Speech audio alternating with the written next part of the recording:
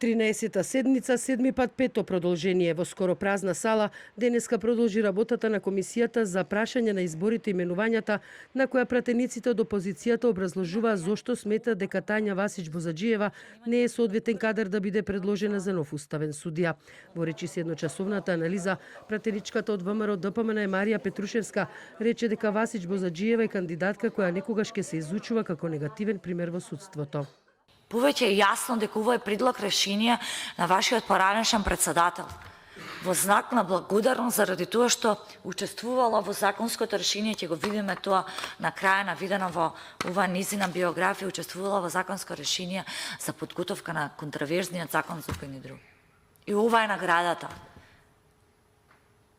И во сомнителните тендери, кои што на почетокот ги навела како експертиза за јавни набавки со господинот претходен министер за здравство. Ниту оваа собраниска комисија не помина без процедурални забелешки на опозицијата. Пратеничката Дафина Стојановска ја обвини председателката на комисијата Марија Георгиевска од СДСМ дека се обидува да ги десеткува опозицијските пратеници затоа што, како што кажа таа, било објавено дека вчерашниот ден е последен работен ден на пратениците пред годишниот одмор кој ќе трае до крајот на август.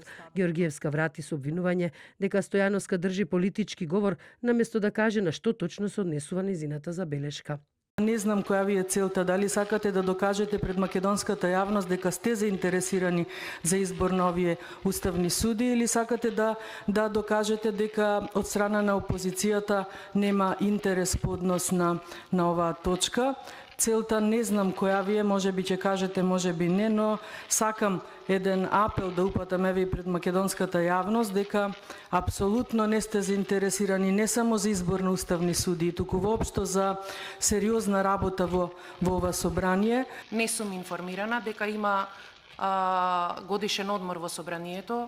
Значи, собранието се уште не е распуштено, редовно работи, денеска е работен ден и не гледам ништо спорно зошто пратениците, односно членовите и замениците членови на оваа комисија не би биле овдека денеска и да работиме согласно она што ни е обврска. Од една страна во изминатиот период бев обвинувана како председателка на оваа комисија дека не закажувам седници на комисијата.